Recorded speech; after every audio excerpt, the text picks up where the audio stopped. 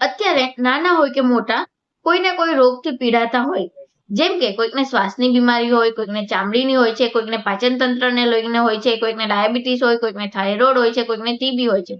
ઓછા વત્તે કોઈને કોઈ બીમારીથી પીડાતા હોય છે. એ લોકો એ નથી સમજતા કે આ રોગ કેમ થાય છે. તો ચાલો એ સમજીએ. નમસ્કાર મિત્રો, હું ડોક્ટર દીપાલી ધાકેચા. રોગ એટલે શું પહેલા એ જાણવું જોઈએ. રોગ એટલે અસ્વાસ્થ્ય.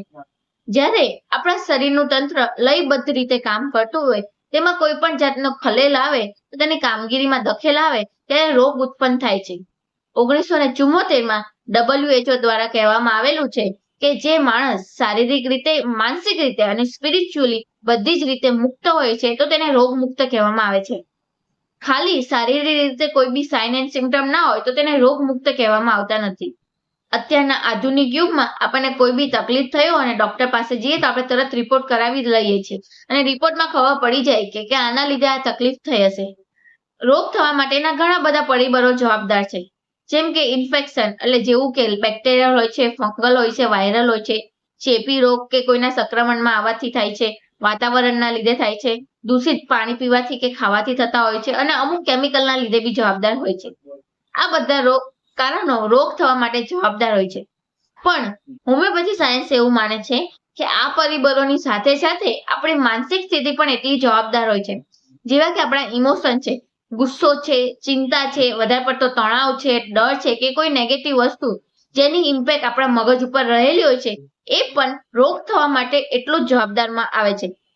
ડોક્ટર ગ્રીગ હેમરે એવું સંશોધન પ્રમાણે જણાવવામાં આવેલું છે કે આ બધા ઇમોશન રોગ થવા માટે એટલા જ જવાબદાર હોય છે. એક ઉદાહરણ તરીકે સમજાવો. જ્યારે બી આપણને કોઈ તકલીફ થઈ હશે તો આપણે એના રીતે વિચાર કરશું. એના વિચાર આપણા મગજમાં સતત રહેશે.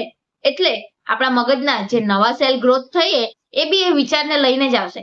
એટલે આપણી બીમારીમાં રાહત મળવાની જગ્યાએ આપણી તકલીફ એની એ જ રહેશે કે એના કરતા વધશે.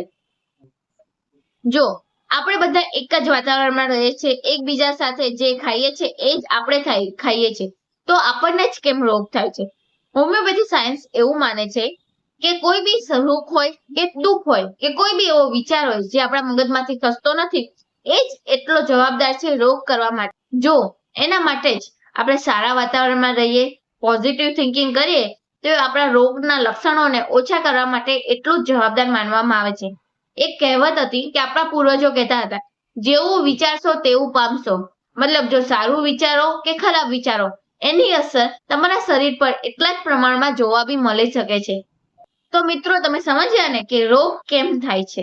અત્યારના આધુનિક યુગમાં ગમે તે માણસ હશે તે કોઈ નાની મોટી ચિંતા હોય કે તણાવ હોય તેમાંથી પસાર થતો જ હશે, પણ એ પરિસ્થિતિને આપણા ઉપર હાવી થવા દેવી નહીં. ઉલટાનું એ પ્રયાસ કરો કે આ પરિસ્થિતિને પોઝિટિવ રીતે આપણા ઉપર લેવી અને આમાંથી નીકળવાના પ્રયાસ કરવા અને ટ્રાય કરવી. જો તમે આના ઉપર આવી રીતે ટ્રાય કરશો તો તમે રોગ મુક્ત થઈ શકશો.